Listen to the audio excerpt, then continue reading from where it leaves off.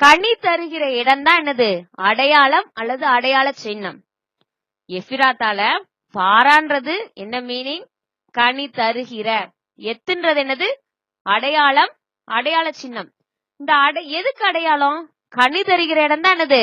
அடையாளம். சோ கனி நிறைந்த இடம் என்னது? கர்த்தர் இருக்கிற இடம். அப்ப கனி நிறைந்த இருக்கிற இடம் என்னது? கர்த்தர் இருப்பதற்கான அடையாளம்.